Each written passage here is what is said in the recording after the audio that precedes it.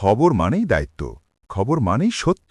দেশের প্রতিটি প্রান্ত থেকে, বিশ্বের প্রতিটি কোণ থেকে নির্ভরযোগ্য ও নিরপেক্ষ সংবাদ আপনাদের সামনে তুলে ধরছি আমরা। আরব বিশ্বে অস্ত্র বিক্রি করতে তৎপর হয়ে উঠছে পাকিস্তান। সৌদি আরব থেকে শুরু করে ইরাক, সুদান, লিবিয়া পর্যন্ত বেশ কিছু দেশের সঙ্গে সামরিক সরঞ্জাম ও যুদ্ধবিমান বিক্রি নিয়ে ইসলামাবাদের আলোচনা চলছে। প্রতিরক্ষা সমঝোতা করছে কোনো দেশের সঙ্গে। রয়টার্সের প্রতিবেদন অনুযায়ী সুদানের সামরিক বাহিনীর কাছে যুদ্ধবিমান ও অস্ত্র বিক্রি করতে প্রায় $150 কোটি একটি চুক্তি চূড়ান্ত করার পথে পাকিস্তান। অঙ্কের হিসাব করলে এটি খুব বড় চুক্তি নয়, কিন্তু প্রায় ৩ বছর ধরে চলা সুদানের গৃহযুদ্ধে এর প্রভাব হতে পারে তাৎপর্যপূর্ণ। সুদানের কাছে যুদ্ধবিমান ও অস্ত্র বিক্রির লক্ষ্যে আলোচনাধীন এই চুক্তি সাম্প্রতিক মাসগুলোয় পাকিস্তানের নেওয়া ধারাবাহিক পদক্ষেপগুলোর সর্বশেষ উদাহরণ। আরব বিশ্বে পাকিস্তানের তৈরি সামরিক সরঞ্জামের উপস্থিতি ও প্রভাব যে ক্রমেই বাড়ছে, এসব পদক্ষেপ সেটি স্পষ্ট করে তুলছে।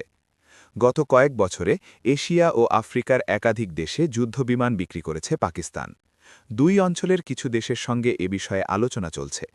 কিন্তু এতদিন আরব মিত্রদের সেনাবাহিনীকে প্রশিক্ষণ দেওয়াতে সীমাবদ্ধ থাকলেও দেশগুলোয় পাকিস্তানের সামরিক ভূমিকা বদলাতে শুরু করছে। পাকিস্তানের এই কৌশলের কেন্দ্রে রয়েছে গত বছরের সেপ্টেম্বরে সৌদি আরবের সঙ্গে স্বাক্ষরিত কৌশলগত যৌথ প্রতিরক্ষা সমঝোতা নামের একটি চুক্তি। এই চুক্তি করার পর থেকেই সৌদি আরব পাকিস্তানের তৈরি JF-17 থান্ডার যুদ্ধবিমান কেনায় আগ্রহ দেখিয়েছে বলে জানা যাচ্ছে। ইরাকও এই যুদ্ধবিমান কেনায় আগ্রহ দেখিয়েছে।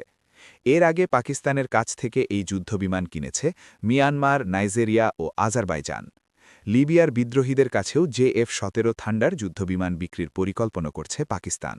গত ডিসেম্বর দেশটির বিদ্রোহী নেতা খলিফা হাফতারের সঙ্গে এ নিয়ে $400 কোটি একটি চুক্তি স্বাক্ষর করার কথা জানা গেছে। বাংলাদেশ ও ইন্দোনেশিয়াও এ যুদ্ধবিমান কেনার সম্ভাবনা নিয়ে প্রাথমিক আলোচনা করেছে। সম্প্রতি করাচি ভিত্তিক গবেষণা প্রতিষ্ঠান K-Trade করা এক প্রতিবেদন থেকে জানা যায়, যুদ্ধবিমান ছাড়াও আরও বেশ কিছু অস্ত্র ও সামরিক সরঞ্জাম বিভিন্ন দেশের কাছে বিক্রি করছে পাকিস্তান।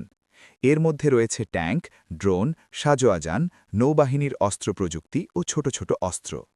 সামরিক বিশ্লেষকেরা বলছেন, পাকিস্তানের এসব উদ্যোগ দেশটির প্রতিরক্ষা শিল্পের জন্য সম্ভাবনার দুয়ার খুলে দিতে পারে। সৌদি আরবের রিয়াদ ভিত্তিক কিং ফয়সাল সেন্টার ফর রিসার্চের সহযোগী ফেলো ওমর করিম বলেন, এসব দেশ হয়তো তাদের চাহিদা অনুযায়ী বড় দেশগুলোর তুলনায় কম অস্ত্র ও সামরিক সরঞ্জাম কিনবে, কিন্তু চীনের সহযোগিতা থাকায় যুদ্ধবিমানের জন্য পাকিস্তানকে বিশ্বস্ত উৎস বলেই বিবেচনা করবেন। অবশ্য মধ্যপ্রাচ্যের জটিল ভূরাজনীতিতে ভারসাম্য রক্ষা পাকিস্তানের জন্য বড় চ্যালেঞ্জ হয়ে উঠবে বলেও মনে করছেন বিশ্লেষকেরা। পাকিস্তানকে সতর্ক করে তারা বলছেন, আরব বিশ্বের অভ্যন্তরীণ বিভাজনের কারণে পাকিস্তানকে অত্যন্ত সতর্কভাবে এগোতে হবে, অন্যথায় গুরুত্বপূর্ণ মিত্রদের সঙ্গে সম্পর্ক ক্ষতিগ্রস্ত হওয়ার ঝুঁকি আছে।